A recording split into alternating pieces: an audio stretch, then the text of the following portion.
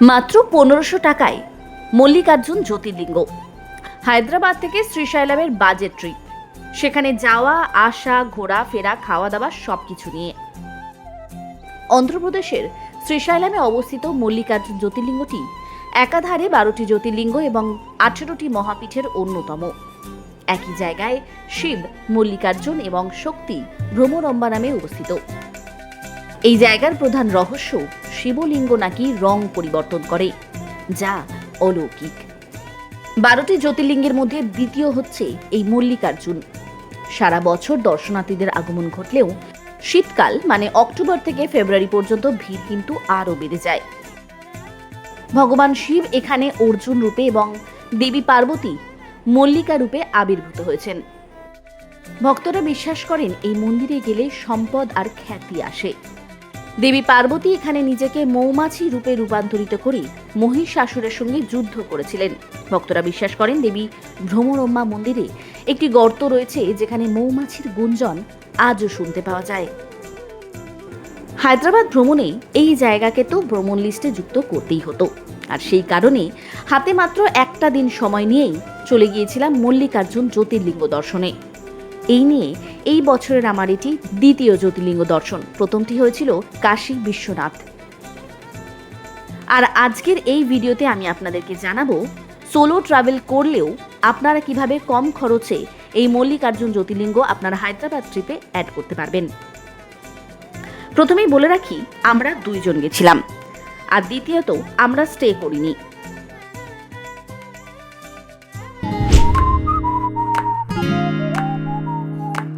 সবার প্রথমে বলি সবথেকে সহজ উপায়, সেকেন্দ্রাবাদ থেকে একটি গাড়ি বুক করে মল্লিকার্জুন জ্যোতির্লিঙ্গ ঘুরে আসা যায়।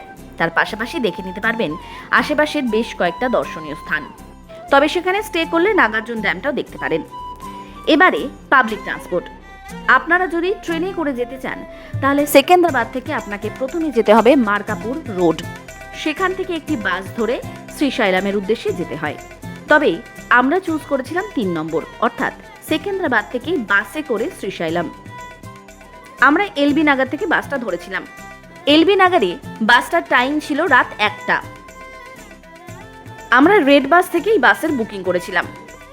প্রসঙ্গত বলে রাখি, এই বাসটি কিন্তু স্টেট বাস নয়, এটি একটি প্রাইভেট বাস। সকাল 8টার সময় বাসটি আমাদেরকে শ্রীশৈলম পৌঁছে দিয়েছিল। বাসটি যেখানে নামাবে সেখান থেকে পায়ে হাঁটা দূরত্ব এই মল্লিকার্জুন মন্দির। বাস থেকে নেমে এই দিকে কিছুটা এগিয়ে গেলাম। এরপর হাত মুখটা ধুয়ে নিলাম। বলে রাখি, আমি রাতের বেলাতেই স্নান করে ফ্রেশ হয়ে জামাকাপড় পরেই বাসে উঠেছিলাম, যাতে এখানে এসে আর জামাকাপড় চেঞ্জ না করতে হয়। যদিও বা এখানে পে অ্যান্ড ইউজ টয়লেট রয়েছে, তবে সেগুলোর মান খুব একটা ভালো নয়। এখান থেকে চলে গেলাম লকারের কাছে। লকারে ফোন আর ব্যাগ জমা রেখে পৌঁছে গেলাম জেনারেল লাইনে। বলে রাখি, এখানে 3 ধরনের লাইন হয়, একটা জেনারেল, একটা শীঘ্র আর একটা অতি শীঘ্র। জেনারেল লাইনের জন্য কোনো রকম টাকা দিতে লাগে না।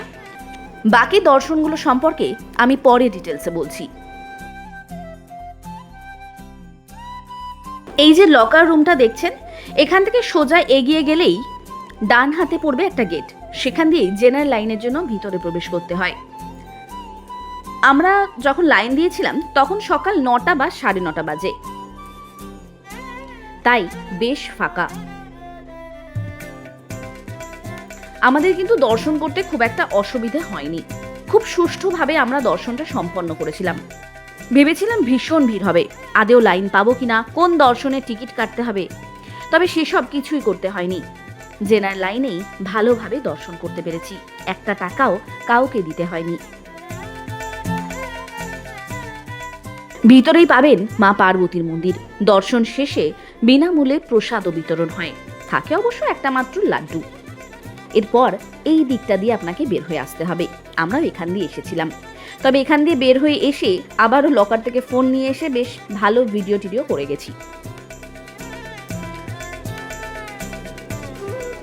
এরপর এখান থেকে বেরিয়ে আমরা করে নিলাম ব্রেকফাস্ট।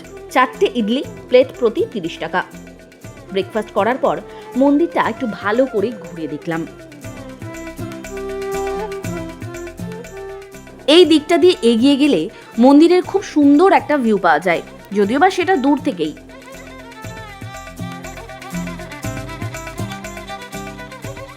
আর এখানেই আমাদের এক অটোওয়ালার সাথে পরিচয় হলো।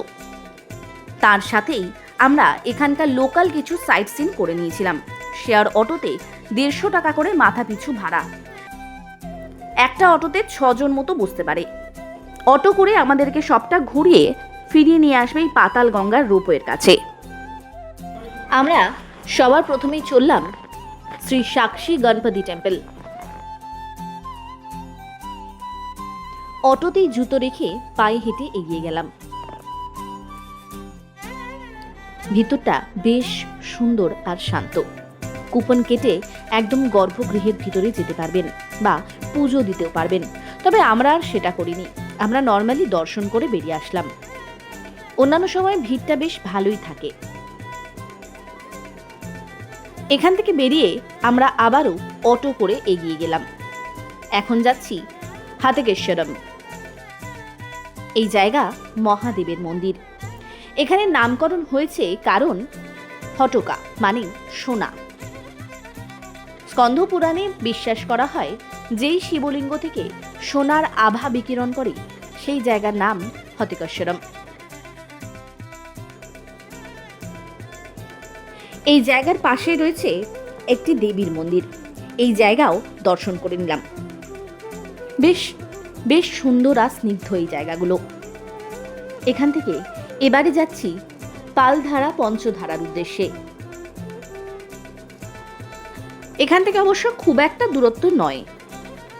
জায়গাটা ভীষণই সুন্দর, তবে সিঁড়ি দিয়ে বেশ খানিকটা নিচে নেমে যেতে হবে। সিঁড়ি দিয়ে নামার পর দেখতে পাবেন একটা ছোট্ট মন্দির, আর তার পেছনেই এই 5টি জলধারা, যে কারণে এই জায়গার নাম পঞ্চধারা। যাদের অবশ্য পায়ে ব্যথা রয়েছে তারা এই জায়গাটি কিন্তু স্কিপ করতেই পারেন।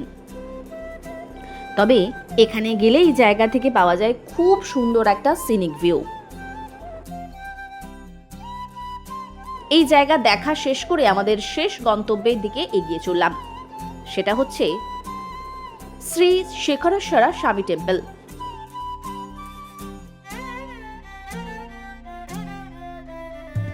এই জায়গা ঢুকতে একটা ছোট্ট টিকিট কাটতে হয়,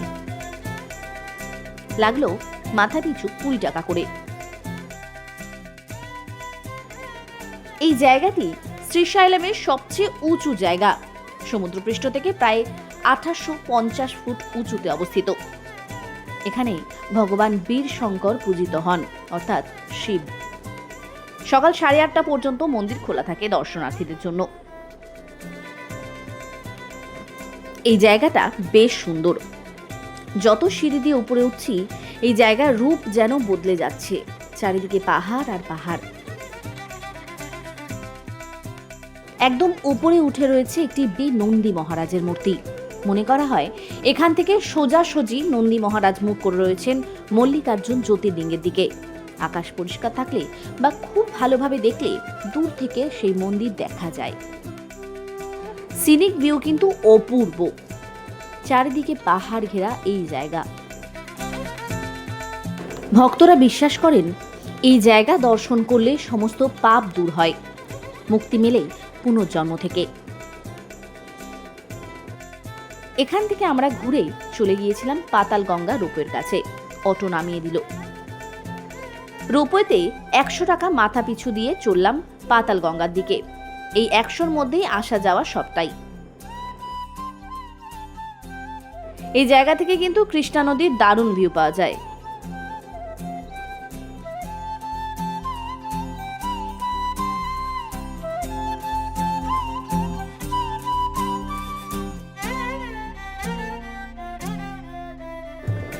রোপওয়ে থেকে নেমে লেবুর জল আর মুড়ি খেয়ে এগিয়ে চললাম পাতাল গঙ্গার দিকে।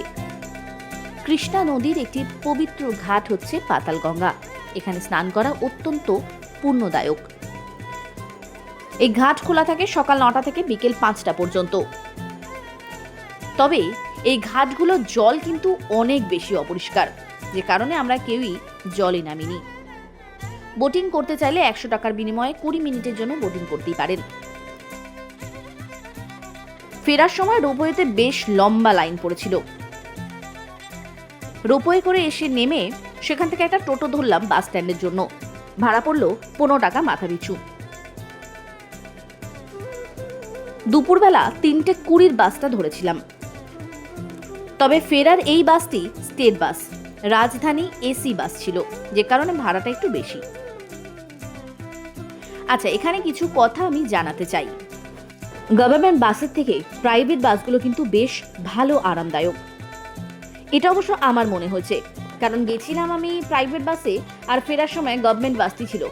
যদিও বা এই ফেরার বাসটি ছিল রাজধানী এসি বাস, তারপরেও আমার মনে হয়েছিল রাতের বাসটি মানে প্রাইভেট বাসটি বেশি আরামদায়ক।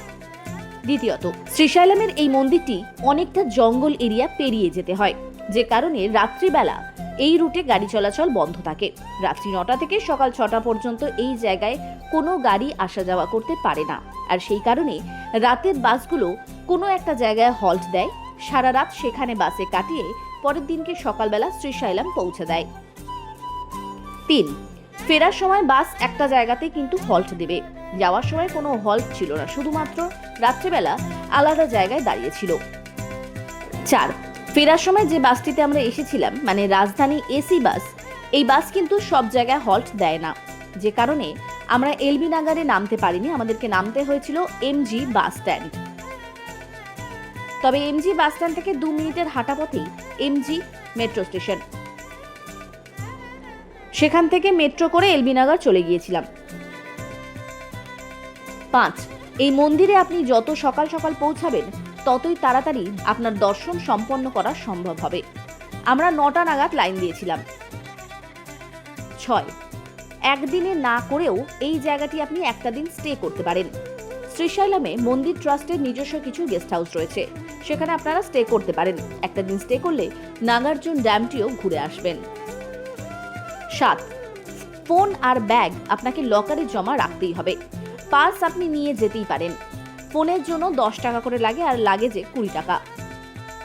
8, জুতো খুলে খালি পায়ে মন্দিরে প্রবেশ করতে হবে, খুব স্বাভাবিক এটা। এখানে বিনামূল্যে জুতো রাখার জায়গা রয়েছে। লকারের পাশেই রয়েছে এই যে জুতো রাখার জায়গা। এবারে বলি পুজোর নিয়মাবলী। স্পর্শ দর্শন ছাড়াও পুজোর ডালা বা বেল পাতা যাই কিনুন না কেন, সেটা মল্লিকার্জুন জ্যোতির্লিঙ্গে পুজো দিতে পারবেন না। আশেপাশের যে মন্দিরগুলি রয়েছে মন্দির চত্বরের ভিতরেই, সেখানে পুজো দিলেও দিতে পারেন, কিন্তু মেন মন্দিরে আপনি স্পর্শ দর্শনের কুপন ছাড়া যেতে পারবেন না। কিন্তু মেন মন্দিরে পুজো দেওয়ার ক্ষেত্রে আপনার স্পর্শ দর্শনের কুপন আবশ্যক। এই মন্দির খুলে ভোর 4:30, বন্ধ হয় রাত্রি 10টার সময়। এবারে বলি, এখানে 3 ধরনের দর্শন হয়। একটা জেনারেল লাইন, যার জন্য কোনো রকম টাকা দিতে লাগে না। একটা শীঘ্রম দর্শন, যেটার জন্য 150 টাকা লাগে প্রত্যেক জনার। একটা হচ্ছে অতি শীঘ্রম দর্শন, যেটার জন্য 500 টাকা করে লাগে।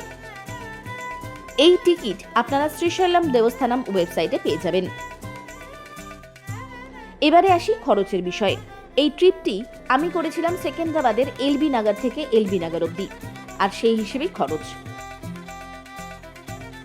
বাসে 420 টাকা, রেড বাস থেকে বুক করেছিলাম, তাই একটু অফার ছিল।